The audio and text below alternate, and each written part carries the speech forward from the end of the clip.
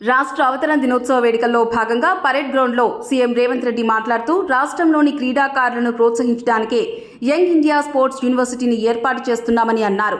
అదేవిధంగా ప్రతి నియోజకవర్గానికి ఒక ఇంటిగ్రేటెడ్ స్కూల్ నిర్మిస్తున్నామని పేర్కొన్నారు. విద్య మీద పెట్టే ఖర్చు భవిష్యత్తుకు పెట్టుబడి లాంటిదని తెలిపారు. పేదల ఆరోగ్యం తమ ప్రభుత్వ బాధ్యత అని అన్నారు. రాష్ట్ర వ్యాప్తంగా ప్రభుత్వ ఆసుపత్రుల్లో మౌలిక వసతుల కల్పనకు చర్యలు తీసుకుంటున్నట్లుగా తెలిపారు. 2700 కోట్ల అత్యాధునిక సదుపాయాలతో కొత్తగా ఉస్మానియా ఆసుపత్రిని నిర్మిస్తున్నామని తెలిపారు.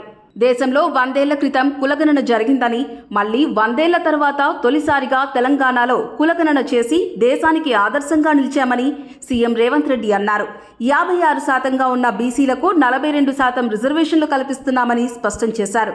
దేశవ్యాప్తంగా కులగణన చేయాలని కేంద్ర ప్రభుత్వం నిర్ణయించిందని, కులగణనకు ఇన్స్పిరేషన్ తెలంగాణ అని సీఎం అన్నారు. ప్రపంచంలోనే తెలంగాణను అగ్రగామిగా నిలిపేందుకు అన్ని రంగాల్లో పోటీ పడేలా పక్కాగా పాలసీ డాక్యుమెంట్ తీసుకొస్తున్నామని సీఎం రేవంత్ రెడ్డి అన్నారు.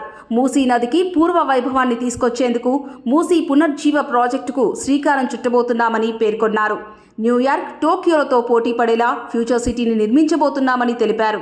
ప్రపంచ స్థాయి ప్రమాణాలతో 4th సిటీ ఉండబోతోందని, ప్రపంచ స్థాయి పెట్టుబడులకు అదే ఫ్యూచర్ సిటీగా కేంద్ర బిందువుగా మారబోతుందని అన్నారు. దేశ విదేశాలు తిరిగి రాష్ట్రానికి పెట్టుబడులు తీసుకొచ్చామని, హైదరాబాద్ను మరింత తీర్చిదిద్దేందుకు జపాన్ సహకరిస్తుందని పేర్కొన్నారు. ఔటర్ రింగ్ రోడ్తో హైదరాబాద్ మహానగరంగా ఆవిర్భవించిన విషయం అందరికీ తెలుసునని అన్నారు. రీజనల్ రింగ్ రోడ్తో రాష్ట్ర రూపురేఖలే మారబోతున్నాయని జోస్యం చెప్పారు. మెట్రో విస్తరించకపోవడం వల్లే హైదరాబాద్ టాప్ సిటీల్లో 9వ స్థానానికి పడిపోయిందని అన్నారు.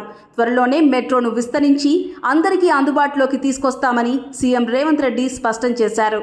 ఏ రాష్ట్రానికైనా పెట్టుబడులు రావాలంటే శాంతి భద్రతలు ముఖ్యమని సీఎం రేవంత్ రెడ్డి అన్నారు. అయితే దేశంలో నెంబర్ 1 పోలీస్ వ్యవస్థగా తెలంగాణ అవతరించిందని ఆయన తెలిపారు.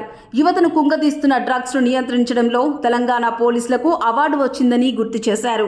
గంజాయి మాఫియా రాష్ట్రంలో అడుగు పెట్టాలంటేనే వారి వెన్నులో వణుకు పుడుతోందని అన్నారు. సుందరీమణుల అందాల పోటీలు మాత్రమే కాదు, 108 దేశాలకు చెందిన ప్రతినిధులు అందాల పోటీల్లో పాల్గొన్నారని తెలిపారు.